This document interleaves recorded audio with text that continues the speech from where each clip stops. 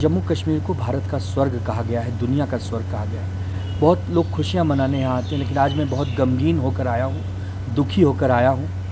हमारे कश्मीर में हमारे निर्दोष भाई बहनों को मार दिया गया। आतंकवादियों ने घात लगाकर धोखे से उनकी हत्या कर दी। और ये केवल उनकी हत्या नहीं है, ये भारत के करोड़ों करोड़ों लोगों के दिल पर आघात है, उनके पीठ पर छुरा भोंकने जैसा है। ये पहली बार नहीं हुआ है। पिछले 75 वर्षों में पाकिस्तान और उसके आतंकवादी समय समय पर हमारे सीने को छलनी करते आए हैं। 62 में, 71 में, 99 में हमने उन्हें हराया, लेकिन तब भी वो बाज नहीं आते। आज उनके पास खाने के लिए नहीं है, पैसे नहीं है, भूखमरी की स्थिति है, लेकिन वो हमारे घर में सुख शांति नहीं देखना चाहते। वो बार बार हमारे कश्मीर में आकर हमें डिस्टर्ब करते हैं, क्योंकि हमारा कश्मीर ये दुनिया का ताज है, हमारे भारत का ताज है। और चूँकि कश्मीर पाकिस्तान के पड़ोस में है, इसी का वो लाभ लेते हैं कि वो यहाँ पर अपने घुसपैठिए भेज देते हैं। लेकिन हम अपने कश्मीरी भाई बहनों से मिलने आए हैं, यहाँ की आवाम को विश्वास दिलाने आए हैं कि देश आपके साथ है, सरकारें आपके साथ हैं, सरकारें आपके लिए होती हैं। अगर आप ही सुरक्षित नहीं है तो फिर लोग सुरक्षित नहीं रहेंगे। इसीलिए हम अपने पार्टी के आदेश पर अपने भाइयों से मिलने आए, घायलों से मिलेंगे, पीड़ितों से मिलेंगे। जिस आदिल ने लोगों की जान बचाई, अपनी जान की परवाह नहीं की, उसको सैल्यूट करने आया हूँ और भारत सरकार से निवेदन करने आया हूँ कि अब बस बहुत हो गया। अब 100-200 लोगों को मारने का वक्त नहीं है, एक बड़े हमले की आवश्यकता है। पाकिस्तान ऑक्युपाइड कश्मीर को छीनने की आवश्यकता है, पाकिस्तान को नस्तो नाबूद करने की आवश्यकता है। इतनी बड़ी सेना है, जल सेना, थल सेना, वायु सेना, हमारी सेना बहुत मजबूत है। एक बार बड़ा प्रहार करना है, एक बड़ी चोट पहुंचानी है पाकिस्तान को, ताकि रास्ते पर आ जाए, घुटने पर आ जाए। इसीलिए मैं यहाँ आया हूँ और सरकार को वादा देने भी आया हूँ कि आपके हमारे लाख मतभेद होंगे, लेकिन इस संकट की घड़ी पर पूरी शिवसेना, पूरा विपक्ष सरकार के साथ कंधे से कंधा मिलाकर खड़ा है, ये जानते हुए भी कि आप ही लोगों ने विश्वास दिलाया था कि अब जम्मू कश्मीर बहुत सुरक्षित है, यहाँ पर धारा 370 हट चुकी है, अब यहाँ पर आतंकवादी हमले नहीं होंगे, नोटबंदी हो गई, अब यहाँ हमले नहीं होंगे। फिर भी हमारे लोगों की जान चली गई। आज ये बात मेरा कहने का मन नहीं है, आलोचना करने का मन नहीं है, लेकिन ये भी एक कहने का मन होता है कि क्यों वहाँ पुलिस नहीं थी, क्यों वहाँ सुरक्षा नहीं थी कि हमारे लोग वहाँ पर शहीद हो गए। खैर, आगे समय आएगा, जरूर आपसे कहेंगे, लेकिन आज ये समय नहीं है। आज समय है आपको मजबूत बनाने का, आपका साथ देने का। आप पाकिस्तान के खिलाफ जो करना चाहते हो, हम सब आपका साथ देने आए हैं। सिर्फ आप एक वादा करिए इस सरकार होने के नाते कि पाकिस्तान ऑक्युपाइड कश्मीर हमें आप दिलाएंगे, हमारा मुकुट, हमारा ताज पूरा होगा। हमारा ताज कटा हो, अधूरा हो, ये हमें मंजूर नहीं।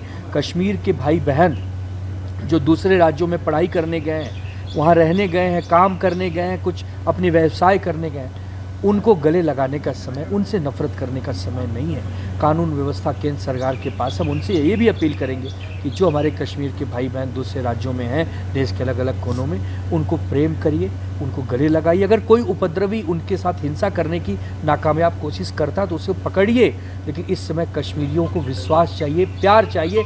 प्रयास से ही होगा। अगर पर्यटक यहाँ नहीं आएंगे, रोजी रोटी यहाँ नहीं होगी, पैसा नहीं आएगा, तो कश्मीर कैसे आगे बढ़ेगा, कश्मीर कैसे मजबूत बनेगा। तो बहुत सारी चीज़ें हैं जिसके लिए मेरी पार्टी ने हमें यहाँ भेजा है। हम अब कल पहलगाम भी जाएंगे, अनंतनाग जाएंगे, उस जगह भी जाएंगे। जहाँ तक पुलिस जाने देगी तक वहाँ तक जाएंगे, जहाँ नहीं जाने देगी वहाँ नहीं जाएंगे। हम पुलिस और कानून व्यवस्था को मदद करने आए हैं, उसमें छेड़छाड़ करने नहीं आए हैं। हम इस देश के नागरिक हैं। जम्मू कश्मीर को दुनिया का स्वर्ग कहा गया है, लोग खुशी मनाने आते। मेरा दुर्भाग्य है कि मैं दुख के समय में आया हूँ, लेकिन मुझे बहुत अच्छा लगा कि यहाँ के लोग बहुत सपोर्टिव हैं, बहुत पॉजिटिव हैं और मुझे हर तरह की मदद करने तैयार हैं। मैं यही अपनी पार्टी की बात आपके बीच में कहने आया हूँ। अगर आपके कोई सवाल जवाब हो तो आप ज़रूर पूछें। सर, 30 वर्षों के इस दरम्यान में देखा कहने आया हूँ, कुछ उपद्रवी लोगों को आप देश नहीं कह सकते। देश में ही रहते हैं लेकिन उपद्रव करते हैं। कौन होगा जो इस समय कश्मीरी भाई बहनों से नफरत करेगा? वो कौन होगा? नहीं कर सकते भाई।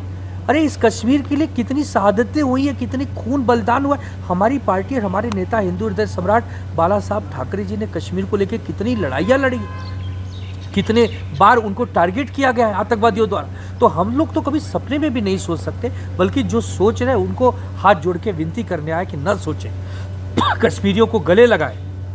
बहुत प्यारे लोग हैं, मेहनत मजदूरी करते हैं। जब हमले हुए तो घुड़सवार ने अपनी जान की परवाह नहीं की। ऐसे कश्मीरियों पे हमें गर्व है। यहाँ की सेना, यहाँ की पुलिस रात दिन आतंकवादियों का डटकर सामना करती है, और हम उनके बारे में ऐसा सोचें, दुर्भाग्यपूर्ण है। ऐसे अगर कोई कर रहा है तो हम उसका निषेध करते हैं, दुर्भाग्यपूर्ण कहते हैं। सेंट्रल गवर्नमेंट को किस तरह के स्टेप्स अब उठाने चाहिए जो जम्मू कश्मीर और सेंटर का एक अच्छा रास्ता, मजबूत रास्ता? देखिए, जम्मू कश्मीर सरकार और सेंट्रल सरकार मिलजुल कर काम करे। राज्य का दर्जा, राज्य का जो यहाँ का जो पूरी राज्य है उसको आगे बढ़ाने में एक मजबूती दे। उमर अब्दुल्ला जी के जो अमित शाह जी और मोदी साहब से जो बातचीत हो रही है, हम यही चाहेंगे पॉजिटिव बात करें। सरकारें अलग अलग हैं, राज्य की सरकार अलग दल की है, केंद्र की सरकार अलग दल की है, लेकिन देश तो एक है ना। देश की बात तो एक है ना।